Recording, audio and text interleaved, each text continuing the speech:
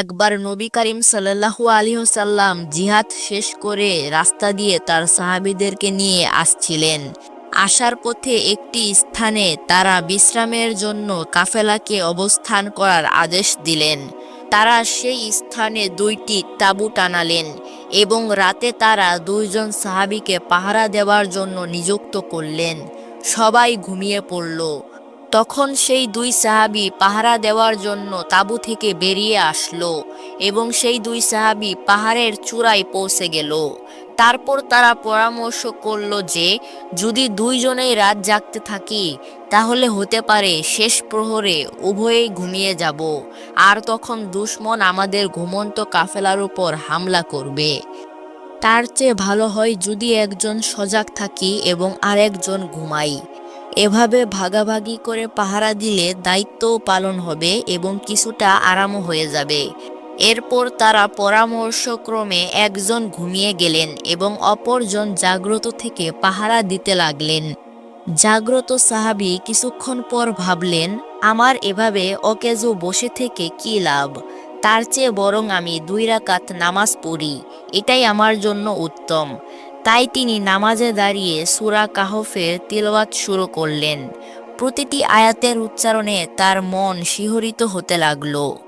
ইতোমধ্যে শত্রুদের কেউ একজন এসে দেখল যে গোটা কাফেলা ঘুমিয়ে আছে, পাহারার কাজে কাউকে দেখা যাচ্ছে না।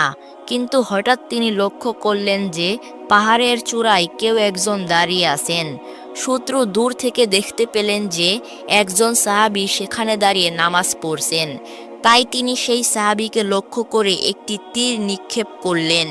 তীরটি এসে নামাজরত সাহাবীর গায়ে গেঁথে গেল।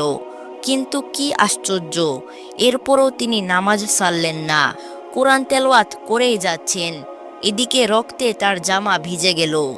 রক্ত বের হলে উজু ভেঙে যায়, মাসালাটি তখনও স্পষ্ট হয়নি। তাই সেই সাহাবী নামাজরত অবস্থায় কোরআন তেলাওয়াতে মশগুল আছেন। এক পর্যায়ে তার ভয় হলো যে আমার শরীর থেকে অতিরিক্ত রক্তক্ষরণের কারণে দুর্বল হয়ে যদি বেহুশ হয়ে যাই তাহলে এত বড় কাফেলাকে শত্রুর আক্রমণ থেকে কে সতর্ক করবে?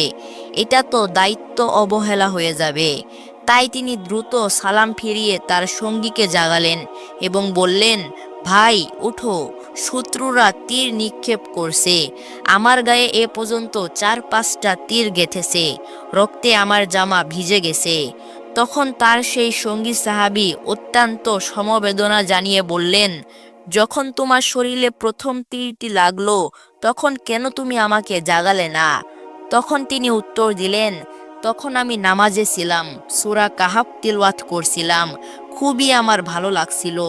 যখন আমি সূরার মাঝামাঝি অবস্থানে ছিলাম তখনই তীর আসা শুরু করলো, কিন্তু তেলাওয়াত করতে আমার এতটাই ভালো লাগছিল যে আমার নামাজ শেষ করতে ইচ্ছা করছিল না।